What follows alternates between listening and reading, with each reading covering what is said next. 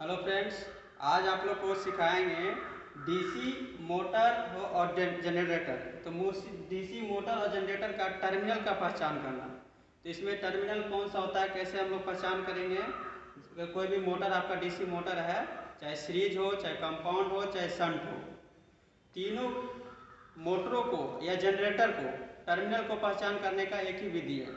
चाहे जनरेटर हो चाहे मोटर, अगर आप मोटर का जान गए तो जनरेटर का जान गए, जनरेटर का जान गए तो मोटर का भी जान गए। तो इसका हम टर्मिनल की पहचान करेंगे। तो पहले आप देखिए, इसमें जो वाइंडिंग होता है डीसी मोटर और जनरेटर में, तो तीन को, पहली बात क्या, आपको तीन मोटर होता है। एक होता है सीरीज, एक होता है, दूसरा होता है शंट, और तीसरा होता है कंपाउंड। कंपाउंड कंपाउंड तीन होता है। तो तीनों मोटर हो या जनरेटर, इसमें टर्मिनल कितने होंगे। तो मैक्स कौन कौन से बाइंडिंग होता है पहले वो देखिए। पहला बाइंडिंग होता है आपको सीरीज बाइंडिंग। सीरीज बाइंडिंग हो गया। दूसरा हो गया आपको शंट बाइंडिंग। Shunt binding. तीसरा हो गया आर्मेचर बाइंडिंग। Armature binding. तो तीन तरह का बाइंडिंग होगा। तो तीनों में इसमें एक बाइंडिंग होगा तो कितना टर्मिनल निकलेगा, दो टर्मिनल। इसमें भी दो टर्मिनल हो गया, इसमें भी दो टर्मिनल हो गया, इसमें भी दो टर्मिनल हो गया। तो अगर हम शंट मोटर का चेक करेंगे और सीरीज मोटर का और कंपाउंड मोटर का, तीनों मोटर का चेक करेंगे और तीनों में पता चल जाएगा किस तरह से चेक करेंगे। ठीक है। तो पहला देखिए, इसमें सीरीज बाइंडिंग, शंट बाइंडिंग और आर्मेचर बाइंडिंग। ठीक है। जिसमें सीरीज बाइंडिंग में अगर हम टेस्ट लाइन से चेक करेंगे, ठीक है, तो टेस्ट लाइन से जब चेक करेंगे सीरीज बाइंडिंग का, तो इसमें जो सीरीज बाइंडिंग का जो होता है आपको रेजिस्टेंस, प्रतिरोध जो होता है आपको बहुत कम होता है, बहुत कम होता है। तो कम होगा तो आपको लाइट जो होगा, लाइट आपको क्या चलेगा, बहुत ज़्यादा अधिक चलेगा।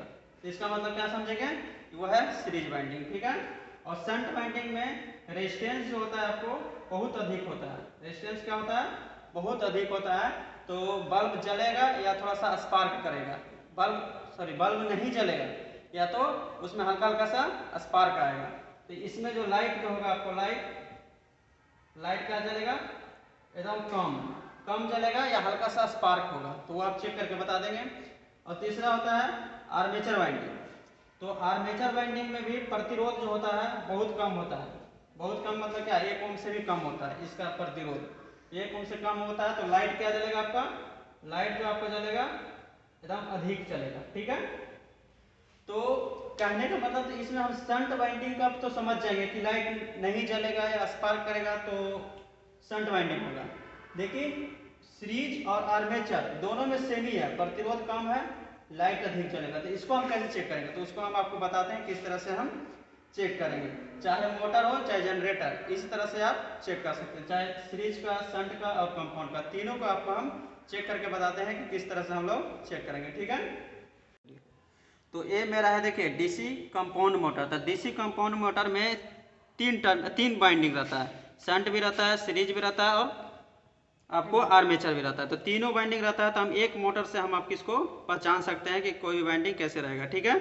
तो इसमें सबसे पहले हम आपको क्या बोले हैं, सीरीज बाइंडिंग। सीरीज बाइंडिंग में क्या होगा, रेजिस्टेंस कम होगा और लाइट ज़्यादा जलेगा। तो पहले हम चेक करते हैं। देखिए इसमें, ये देखिए, इसमें तेज जल रहा है ना, बल्ब तेज जल रहा है, तो इसका मतलब ये सीरीज बाइंडिंग भी हो सकता है। और इसमें देखते हैं, देखिए इसमें, देखिए ये क्या हो रहा है, सिर्फ स्पार्क कर रहा है, लाइट नहीं जल रहा, स्पार्क कर रहा है ना, स्पार्क कर रहा है। इसका मतलब ये मेरा शंट बाइंडिंग, बीच वाला ये दोनों हो गया ना, मेरा ये शंट बाइंडिंग होगा। क्या हो गया, शंट बाइंडिंग। ठीक है।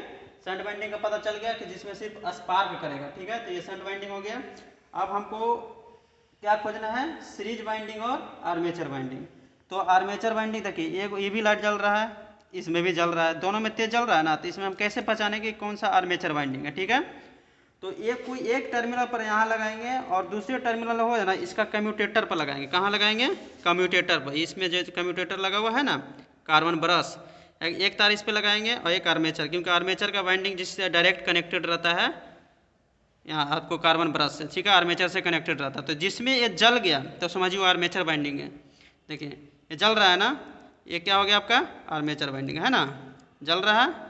तो ये आर्मेचर वाइंडिंग होगा, लेकिन कंपाउंड के साथ नहीं जलेगा। देखिए, सॉरी कंपाउंड बोल रहे हैं, शंट के अथी सीरीज के साथ नहीं जलेगा।